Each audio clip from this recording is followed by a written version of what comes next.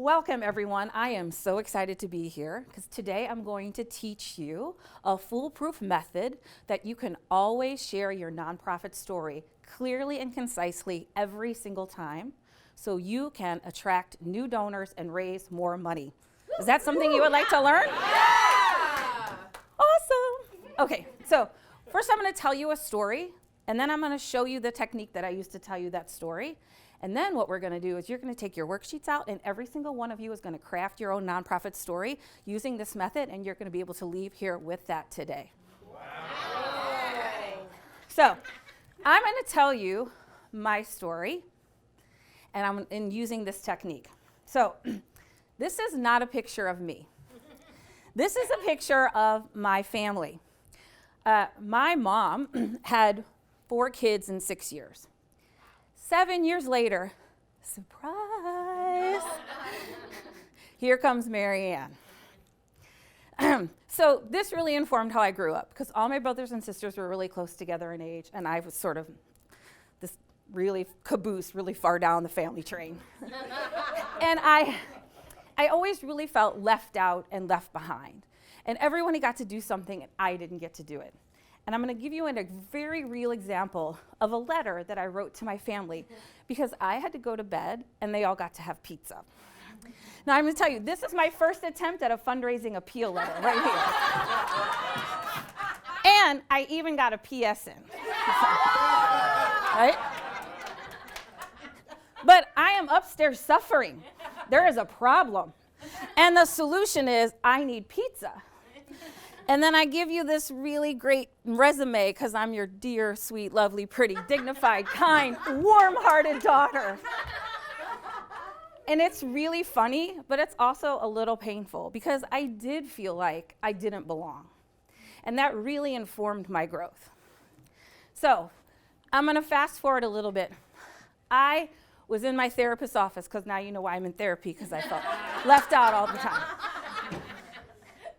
And I was telling her how I had been criticized, and that really stung.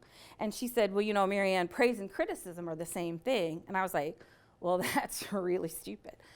Because one feels super good and one feels super bad. And she was like, but they're just other people's opinions of you. And a whole person doesn't need praise to feel good and doesn't let criticism derail them. And in that moment for me, 2 things came through. One is I had spent a lot of my time using the coping skills I had developed as a child to be dependent on praise because I felt less than, and the praise helped me feel like I was equal. And also terrified of criticism because I never really felt right. I never really felt safe, like I belonged. The other thing that came through for me is all the nonprofits clients I served felt the same way. Our industry is based on what we're not, a negative, and I think it messes with our collective self-esteem in a country where our value is based on profit, right? We get relegated to the Thanksgiving table of our economy because we don't make a profit, and it messes with our heads, and it makes us feel less than. In these 2 moments, what happened, it changed the course of my life. And I became on a mission, first for myself, to understand and embody my value. Yes. Because I wasn't a mistake. I was a miracle. Right? Yes! The other part is to help my organizations that I serve also understand and embody their value so they can articulate what they want and need and receive it. And I realized, you know, Maya Angelou says, when you know better, you do better, right? Yeah. So now I know better. And instead of giving them marketing messages, I'm helping them embody their values so that the messages we do create feel true to them, so that they feel worthy of investment. And because of that, I wrote my book, Courageous Communication, and built my company around doing this exact method of helping organizations understand, embody, and articulate their value. So that's my story of why I'm with you here today. So now I'm going to teach you really quickly how I told you that story so you can learn to tell a story and also hear other people's stories this way. So first I told you a mess. I was the mess of my life, a later in life child. You know, my mom was almost 40. She was appalled, you know?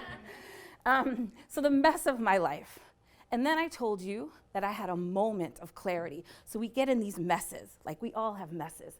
And then we have this moment where we're like, whoa, things can be different. And that was in my therapist's office about me and the industry I serve. And then I told you about the mission. So after your moment of clarity becomes a mission. And now you're in a new direction. So the mess, moment, mission is a 3-step way to just tell a story really easily. You get it? Yeah. Okay. So I'm going to give you an example of an organization that I worked with using this methodology. This is the Institute for Child Welfare Innovation. It's a big name. And they have a big mess, the foster care system. My kids are adopted out of foster care, so I know how hard the system is. It's full of it's full of redundancy, it's full of bureaucracy, it's full of waste. And the children and families who need our support the most are getting lost in it. And that's the mess. Their moment came, this organization was founded in a moment, and the moment was, why don't we create an organization that looks at the best practices of this system and takes it to other cities and states and replicates those programs so we can build a better network. And thereby creating a mission to serve more effectively the most vulnerable families and children in our country. So I just told you the mess, moment, and mission of the Institute for Child Welfare Innovation. I picked them for 2 reasons. One, they're not sexy. A lot of people tell me, well, we don't have babies or animals, we can't raise money. This is a policy-driven organization. They don't do direct service. Right? And so when I can tell you and make you feel something about the Institute for Child Welfare Innovation, I can help you make you feel, right, about any organization. The other reason is because they were wildly successful with this system. I worked with them. I do half-day, full-day, and 2-day trainings. I spent a half day with them on their messaging, developing their mess moment mission. The director, Ian, felt really confident about his ability to share their message, and took it to a donor, and a month later received a $1.4 million gift, a seed fund for this. This thing's gonna be huge, and I'm really excited to be able to be a part of that, to be a part of the way they're embodying and articulating who they are. So here's the secret I wanna leave you with. The secret is that what fundraising and marketing really is about is aligning our mess moments and missions. Because you have a mess moment and mission, and you do, and you do, and you do, and your donors do, and the clients you serve do. I mean, that's really the purpose, right?